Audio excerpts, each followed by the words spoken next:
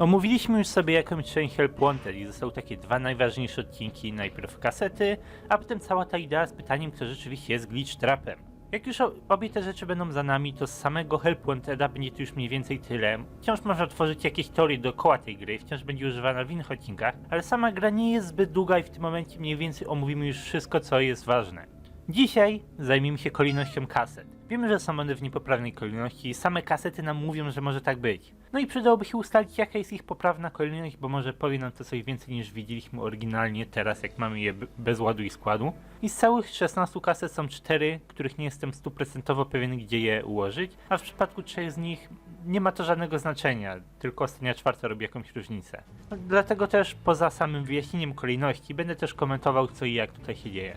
Podzieliłem całą historię z kaset na 5 części, żeby można to było sobie jakoś łatwo uporządkować. Najpierw mamy firmę przed incydentem, incydent, firmę po incydencie, ostatnie dni serwer Parasola, no i finalna walka Tape Girl.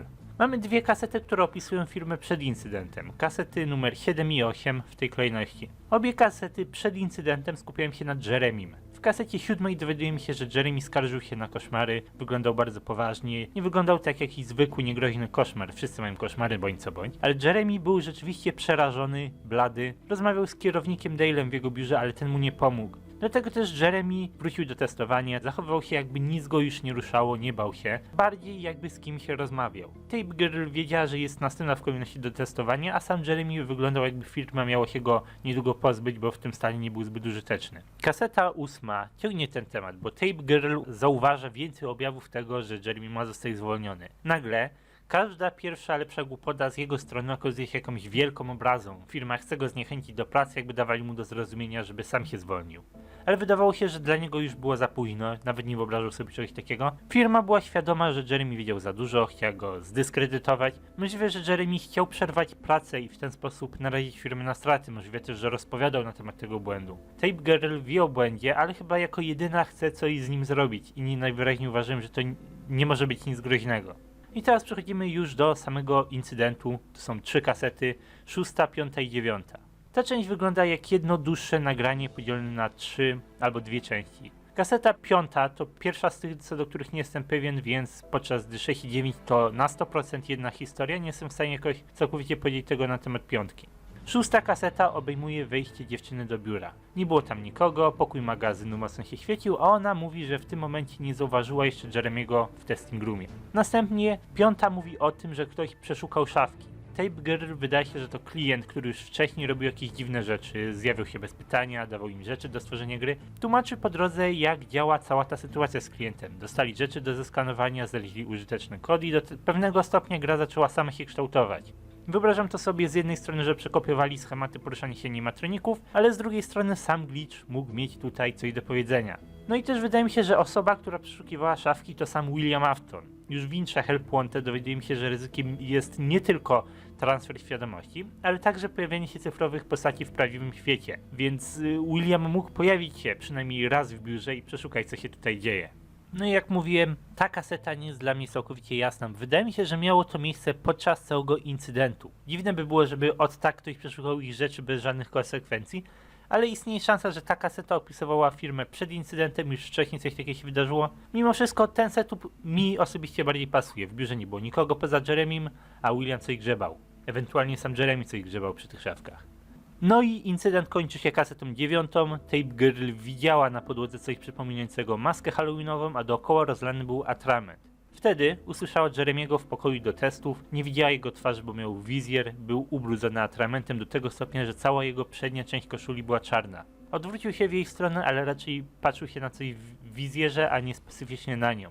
No i przewodząca teoria dotycząca tego wydarzenia mówi, że to nie była maska halloweenowa, że to nie był atrament. Mówi, że to była krew Jeremiego, jego własna twarz, że odciął sobie twarz. Później jest mówione o gilotynie do papieru, którą mógł to zrobić. Było ciemno, więc łatwo było pomylić krew z atramentem. Jeremy zrobił to, a potem poleciał do gry bez twarzy. Zwariował. Najpewniej chciał w jakiś sposób walczyć z Williamem, pozwolić mu przyjąć swoje ciało i się zabić, a możliwe, że chciał w ten bardzo drastyczny sposób zniszczyć firmę, żeby zaprzestali prac nad tą grą. Tak więc wygląda cały ten incydent. Historia po incydencie to następne 2 kasety. Trzecia i czwarta.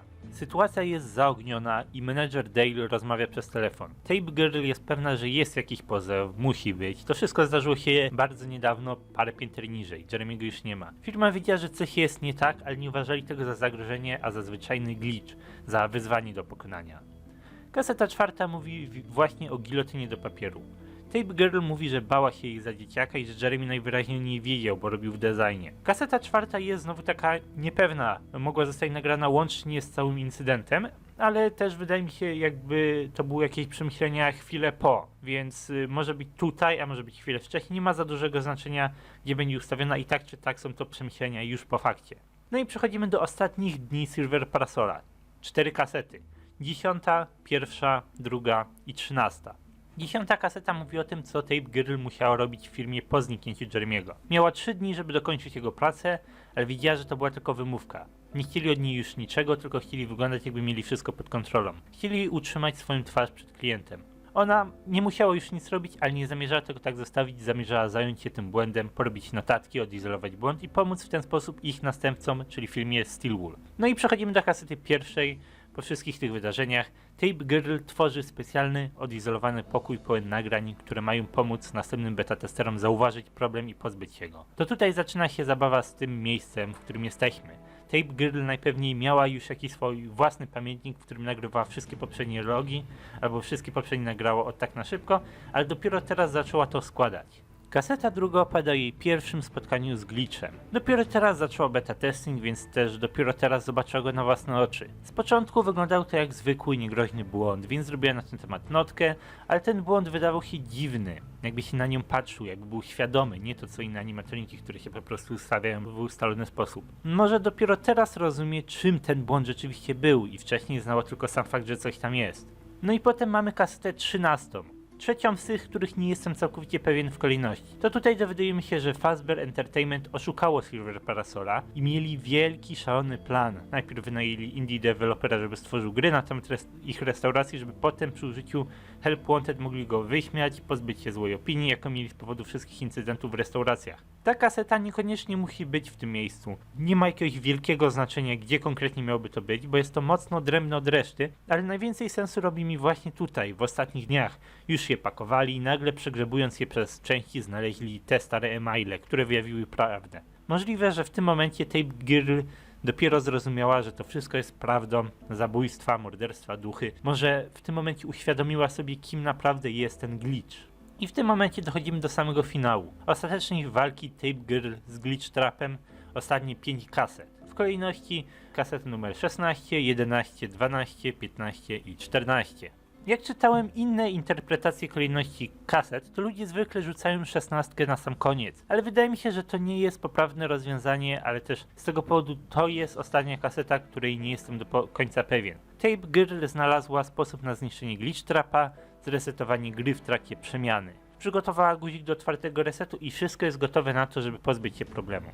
Ale wszystko mogłoby się skończyć kolorowo, gdyby nie to, że Glitch Trap zniknął. Jak mówi nam kaseta 11, przykleił się do lokacji, w której Tape Girl ukryła kasety. Jest teraz w nieciekawej sytuacji, bo może spróbować go skasować, kasując swoje nagrania, ale jest to ryzykowne, bo przyszli beta testerzy stracą jej notki. Postanowiła jednak spróbować. Kaseta 12 mówi jednak, że nie udało jej się to. Odizolowując kasety, dała Glitch Trapowi bezpieczne miejsce, w którym mógł się schować.